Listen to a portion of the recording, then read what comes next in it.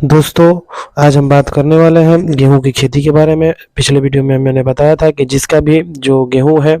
वो तूफान से, बारिश से जो नुकसान हुआ है उसकी भरपाई कैसे करें, कौन सी दवा दें जिससे हमारा उपज में 20 से 25% बढ़ोतरी हो, उपज में भी कोई नुकसान ना हो, और जो हमारा पशु के लिए चारा हो वो भी पशु के लिए जो चारा हो वो भी अच्छा हो। और जो दाने हमारे जो बने थे दोस्तों, 50 से 55 दाने एक में अगर हमारे जो बन गए हैं, तो उस दाने में अभी तो मिल्किंग स्टेज चल रहा है दोस्तों, तो उस दाने को अच्छे से पौध स्थिति में कैसे लाएं, उसमें जो है अच्छे से मतलब दाना हमारा पूरा मैच्योर स्थिति में कैसे हो, और उसी दाने को हम अगले साल कैसे बुआई में भी लें, उसके बारे में भी हम बात करेंगे। और ऐसे ही दोस्तों बता दें कि हम जितना ही हाइब्रिड बीज को मतलब प्रयोग करते हैं, जितना ही हाइब्रिड बीज हम अगर खेत में लगाते हैं तो उतना ही अच्छा हम लोग को उपज मिलता है। तो इसी के बारे में आज हम वीडियो में बात करने वाले हैं, और हम बताएंगे कौन सी दवा का प्रयोग करें जिससे जो हमारा फसल नीचे गिरा है उसकी भरपाई हो जाए। और दोस्तों, और जो दाने का हो, हम लोग का जो दाना है उसका हम दाने का साइज भी बढ़ाए, वजन भी बढ़ाए, और दाने में चमक आए जिससे मार्केट में हमारा अच्छा भाव भी मिलेगा। और जो हमारा फसल गिर गया है उससे हम कैसे लड़े। बहुत से किसान भाइयों, अभी मतलब जो हमारे पीछे अभी 5-7 दिन पहले जो हमारा बारिश हुआ था, तूफान आया था, बहुत से किसान भाइयों का बहुत ज़्यादातर नुकसान भी हो गया है। तो उस नुकसान का भरपाई हम करें, और भरपाई से 20-25% अधिक हम कैसे जो है दोस्तों हम मुनाफा पाए, तो हम वीडियो में बात करेंगे। दोस्तों बता दें सबसे पहले आपको कि कोई भी अगर फसल है तो उसमें सिंचाई, मतलब उसमें सिंचाई ज़रूरी है दोस्तों। सिंचाई जितना हम चमकीलेपन को अगर लाना चाहते हैं, मिल्किंग स्टेज है, मैच्योर स्थिति में इसके बीज जो है मैच्योर होने, तभी हम उसी बीज को अगली साल अगर हम लगाते हैं खेत में तो वो बीज अच्छा प्रोडक्शन हम लोग को देगा। तो हम चमकीलेपन और बीज की जो है वैरायटी है उसको अच्छी करने के लिए पहले खेत को, जो भी दोस्तों अभी घास है, दूब घास है या फेलेरिस माइनर जो गेहूं का मामा बोला जाता है वो है, अगर वो खेत में है तो उसको अभी इसी टाइम निकाल दिया जाता है, ताकि हार्वेस्टिंग के टाइम फिर वो, अगर हार्वेस्टिंग के टाइम हम लोग के यहाँ आ जाता है तो फिर अगली साल फिर वो खेत में उसको फैलना जरूरी, मतलब फैलना ही फैलना है उसको। तो उससे हम कैसे बचेंगे। और सिंचाई जो है, और जो दोस्तों हमारा खेत में जो फ्लैग लीफ है, जो हमारे खेत को अगर जो हमारे मतलब फसल को और दाने तक जो भोजन पहुंचाता है, हमारा फ्लैग लीफ जो सूर्य के प्रकाश से जो भोजन प्राप्त करता है, और जो हमारे जड़ से जो फ्लैग लीफ भोजन को अवशोषित करके हमारे जो मिल्किंग स्टेज है उसको मैच्योर स्टेज, मतलब मैच्योर स्टेज में ले जाने के लिए काफ़ी मदद करता है जो हमारा फ्लैग लीफ है। तो वो अगर हमारा जब फसल नीचे गिर गया है तो दोस्तों उस स्थिति में तो हमारा जो फ्लैग लीफ है उसका तो मतलब नीचे ढक गया है और उसको सूर्य का प्रकाश भी नहीं मिलेगा, तो उस स्थिति में दोस्तों हमारा प्रोडक्शन काफ़ी कम भी होगा। तो हम ऐसी दवा का प्रयोग करें जो 10 से 20 दिन में हमारे खेत मतलब गेहूं को मैच्योर कर दे, गेहूं में चमक आ जाए, अच्छा चमक आ जाए, और गेहूं भी पक जाए हमारा,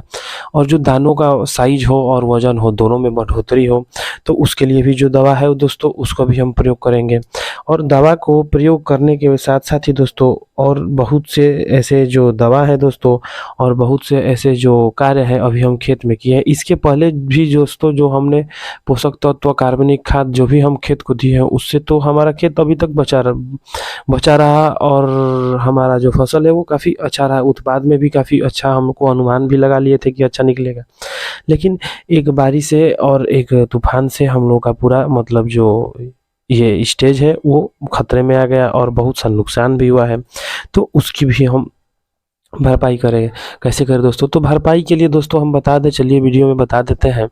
कि भरपाई के लिए दोस्तों हम सिंचाई नहीं रोकेंगे दोस्तों। चाहे ऐसा सोचते हैं बहुत से किसान कि वो फसल तो नीचे गिर गया है तो उसमें नमी बनी रहेगी, ऐसा नहीं है। अगर हम भूमि में नमी नहीं देते हैं, सिंचाई नहीं करेंगे, तो जो हमारा मतलब जो स्टेज है, मिल्किंग स्टेज अभी चल रहा है, इसमें पानी की ज़रूरत पड़ता है। तो लास्ट सिंचाई इसी टाइम हमको करना भी चाहिए, और सिंचाई के साथ साथ हम और खाद उर्वरक का भी प्रयोग करेंगे, जिससे हमारा जो है फ्लैग लीफ है वो अपना कार्य अच्छे से करते रहे। और भूमि में अभी जो तापमान बढ़ेगा दोस्तों, अगर तुरंत तापमान जैसे हम लोग का बढ़ोतरी पे है, अगर वैसे तापमान बढ़ोतरी पे रहता है तो 10 दिन में ही हम लोग का गेहूँ पीला हो जाएगा। और 10 दिन में गेहूँ अगर पकता है तो बीज जो है हमारा पूरा मैच्योर नहीं होगा, अभी छोटे छोटे या कोई अमेच्योर भी रहेंगे, ठीक है, और वो पक जाएंगे। पकने के बाद से दोस्तों उसको हम खाने में भी यूज करेंगे, तो मतलब हमारा प्रोडक्शन में भी प्रभाव पड़ेगा, और हम उसको अगली साल जो है हम उसकी बुआई भी नहीं कर सकते हैं, क्योंकि वो मैच्योर बीज नहीं रहता है दोस्तों। तो इसलिए हम अगर सिंचाई करते हैं तो भूमि में जो हमारा टेम्परेचर है 2 से 4% नीचे हो जाता है। अब 2 से 4% नीचे हो जाएगा तो काफ़ी हम हमारे जो गेहूँ का पौधा है उसको मतलब हेल्प मिलेगा उससे, और जो और टाइम लेगा अगर पकने में, और ज़्यादा टाइम लगेगा पकने में, तो हमारे बीज भी मैच्योर हो जाएंगे। दोस्तों अभी जो हमारा स्टेज है 110 से 120 दिन का स्टेज है, तो इसमें लास्ट 110 से 120 दिन वाला सिंचाई जो होता है हम लोग गेहूँ में कर देंगे। और लास्ट 110 से 120 दिन वाला सिंचाई करने के बाद से अब हम इसमें जो है बताते हैं कि फसल जिनका गिर चुका है, और जो भी फसल गिरा है तूफान से या और कोई भी कारण से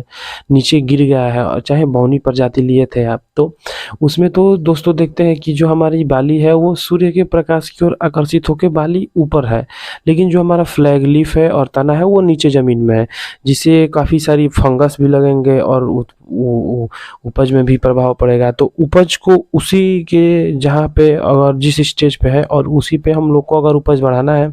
तो हर एक 10 दिन के गैप लेकर हमको NPK 0050 नहीं तो 1 kg पोटास को पानी में घोलकर और छिड़काव करना है। छिड़काव करने से ऐसा होगा, पोटास का अगर हम छिड़काव करते हैं